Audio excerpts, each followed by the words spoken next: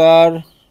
আজকের বিষয় হচ্ছে স্যাটেলাইট ইন্টারনেট, যেমন স্টারলিংক পদ্ধতি কিভাবে সেটি কাজ করে তার সম্বন্ধে একটু জানা। কেন স্থলভিত্তিক বা গ্রাউন্ড বেসড ইন্টারনেট নেটওয়ার্ক অর্থনৈতিকভাবে সবসময় কার্যকর হয় না? আমরা জানব যে স্যাটেলাইট ইন্টারনেটের যে ডুয়াল নেচার বা দ্বৈত প্রকৃতি কিভাবে প্রকাশ পায় এবং কোন প্রধান তিনটে কক্ষপথে বা অরবিটস এই ধরনের স্যাটেলাইট মোতায়েন করা হয়, আর এটি কি স্থলভিত্তিক ব্রডব্যান্ড বা টেরেস্ট্রিয়াল ব্রডব্যান্ডের তুলনায় বেশি খরচবহুল হবে? তো এগুলোর উত্তর আমরা খুঁজি, এসো। আজকের দিনে দেশগুলো স্যাটেলাইট ইন্টারনেটকে ক্ষমতার একটি নতুন মাত্রা হিসাবে স্বীকৃতি দিচ্ছে। ভারতের মতো দেশগুলোর জন্য প্রয়োজন হচ্ছে একটি পূর্ণাঙ্গ কৌশল তৈরি করা, যাতে এই প্রযুক্তিকে জাতীয় নিরাপত্তা ও স্থিতিস্থাপকতার পরিকল্পনায় অন্তর্ভুক্ত করা যায়। একই সঙ্গে এটি ব্যবহার করে ডিজিটাল ডিভাইড বা ডিজিটাল বিভাজন কমানো এবং অর্থনৈতিক উন্নয়ন ঘটানো জরুরি। কেন স্যাটেলাইট ইন্টারনেটের প্রয়োজন? স্থলভিত্তিক নেটওয়ার্ক বা টেরেস্ট্রিয়াল ইন্টারনেট তার, কেবল এবং টাওয়ার ব্যবহার করে। এগুলি শহরের ঘনবসতিপূর্ণ এলাকায় সবচেয়ে সাধারণ ইন্টারনেট পরিষেবা, কিন্তু এর কিছু সীমাবদ্ধতা রয়েছে, যেমন শারীরিক অবকাঠামো বা ফিজিক্যাল ইনফ্রাস্ট্রাকচারের উপর নির্ভর করায় জনসংখ্যা কম এমন এলাকায় এগুলো অর্থনৈতিকভাবে লাভজনক নয়। প্রাকৃতিক দুর্যোগ যেমন বন্যা, ভূমিকম্প ইত্যাদি হলে এগুলি সহজে ক্ষতিগ্রস্ত হয়। দূরবর্তী অঞ্চল বা চলমান অবস্থায় যেমন জাহাজ, বিমান ইত্যাদির সাথে যোগাযোগ চাহিদা পূরণ করতে পারে না। স্যাটেলাইট ইন্টারনেট এই সমস্যাগুলোর সমাধান করে দেয়। এটি বৈশ্বিক পর্যায়ে কাজ করে, ভূপ্রকৃতি বা স্থল অবকাঠামো বা ইনফ্রাস্ট্রাকচারের উপর নির্ভর করে না। জরুরি অবস্থায় দ্রুত স্থাপন করা যায় এবং চলমান প্ল্যাটফর্ম যেমন এয়ারপ্লেন ইত্যাদিতে এবং সমুদ্রের ক্ষেত্রে জাহাজে, তেল ক্ষেত্রের মতন স্থানে সংযোগ দিতে পারে। ফলে এটি শুধু ব্যাকআপ নয়, বরং ডিজিটাল অর্থনীতি, নাগরিক অবকাঠামো এবং সামরিক কৌশল পুনর্গঠন করতে সক্ষম একটি প্রযুক্তি। স্যাটেলাইট ইন্টারনেটের বৈশিষ্ট্য: স্টারলিংকের মতো স্যাটেলাইট মেগা কনস্টেলেশন, অর্থাৎ শত শত বা হাজার হাজার স্যাটেলাইট একসঙ্গে পৃথিবীর কয়েকশো কিলোমিটার উপরে ঘোরে। এটা একটি নতুন যুগের সূচনা করেছে। সিভিল এবং সামরিক উভয় ক্ষেত্রেই ব্যবহারযোগ্য, যেমন 2017 সালের হারিকেন হার্ভে টেক্সাসে আঘাত করলে 70% শেল্টার অকেজো হয়ে যায়। তখন ভায়াস্যাট নামক যে স্যাটেলাইট, তার মাধ্যমে ইন্টারনেটের মাধ্যমে উদ্ধার কার্যে সহায়তা হয়। রাশিয়া ইউক্রেন যুদ্ধে স্টারলিংক ইউক্রেনীয় সেনাদের জন্য সৈন্য চলাচল, মেডিকেল ইভ্যাকুয়েশন এবং ড্রোন পরিচালনায় অত্যন্ত গুরুত্বপূর্ণ ছিল।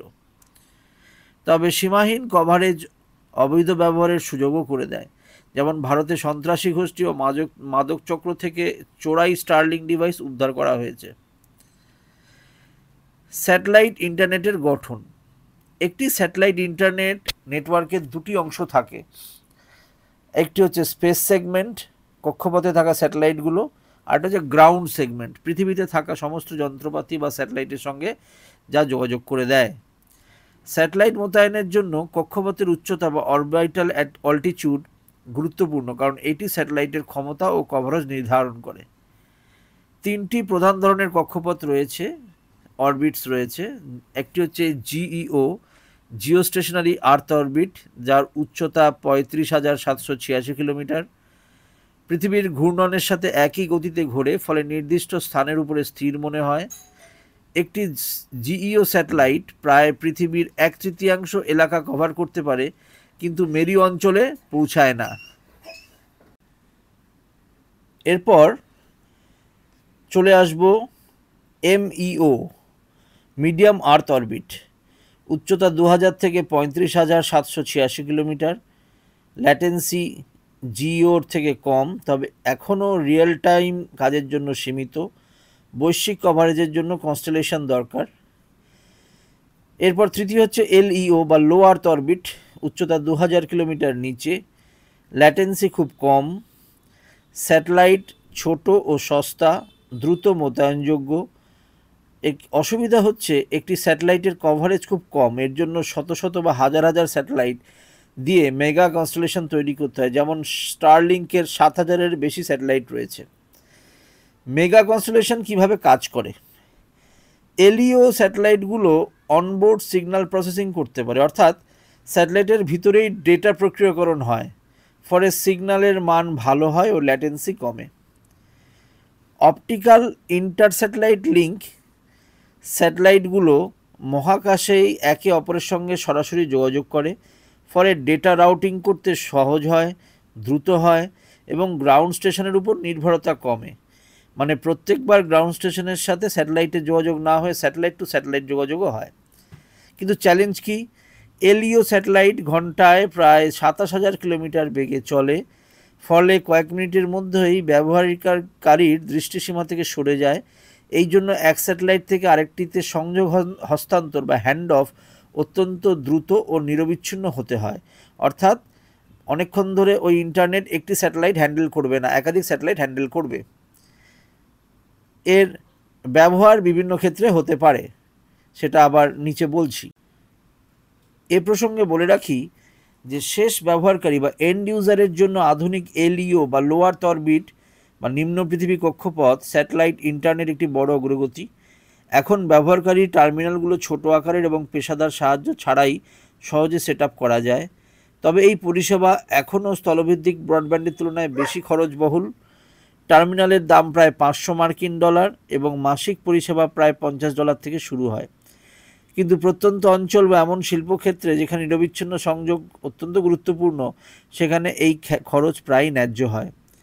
ভবিষ্যতে আরও সহজলভ্য হওয়ার সম্ভাবনা রয়েছে এটি।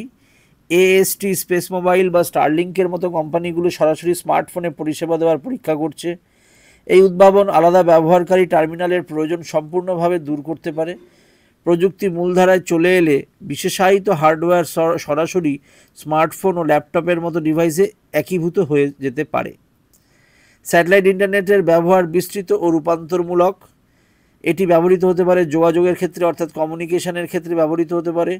প্রত্যন্ত অঞ্চলে নেটওয়ার্ক সংযোগ প্রদান করে এবং ইন্টারনেট অফ এভরিথিং সক্ষম করা।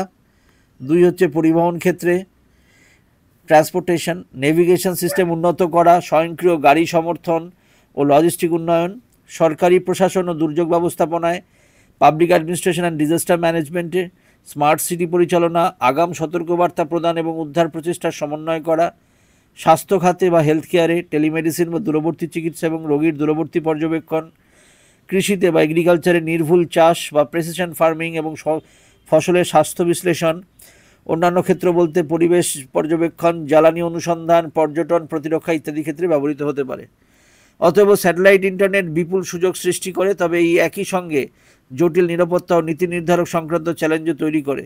এখন দেশগুলো স্যাটেলাইট ইন্টারনেটকে ক্ষমতার একটি নতুন মাত্রা হিসাবে স্বীকৃতি দিচ্ছে। ভারতের মতো দেশের জন্য জরুরি হচ্ছে এই প্রযুক্তিকে জাতীয় স্থিতিস্থাপকতার ন্যাশনাল রেজিলিয়েন্স পরিকল্পনার একীভূত করার জন্য পূর্ণাঙ্গ কৌশল তৈরি করা। পাশাপাশি ডিজিটাল বিভাজন বা ডিজিটাল ডিভাইড কমিয়ে অর্থনৈতিক উন্নয়ন সাধনেও এটি কাজে লাগানো উচিত। সর্বশেষে এই মেগা কনস্টেলেশনগুলো আন্তর্জাতিক শাসন কাঠামো বা ইন্টারন্যাশনাল গভর্নেন্স গঠনে সক্রিয় অংশগ্রহণ গুরুত্বপূর্ণ, কারণ এগুলোই আগামী বৈশ্বিক যোগাযোগ ও কৌশলগত অগ্রাধিকার নির্ধারণ করবে। তো আজকের এই টপিকের উপর এবার তোমাদের একটি কোশ্চেন আমি রাখছি, কোশ্চেনটির উত্তর কমেন্ট বক্সে দেবে। এর কোশ্চেনটি হলো, স্যাটেলাইট ইন্টারনেট কোন ধরনের কক্ষপথে ল্যাটেন্সি সবচেয়ে কম হয়? এ জিইও, বি এমইও, সি এলইও এবং ডি এইচইও। সঠিক উত্তরটি কমেন্ট বক্সে দিয়ে জানাবে। ধন্যবাদ।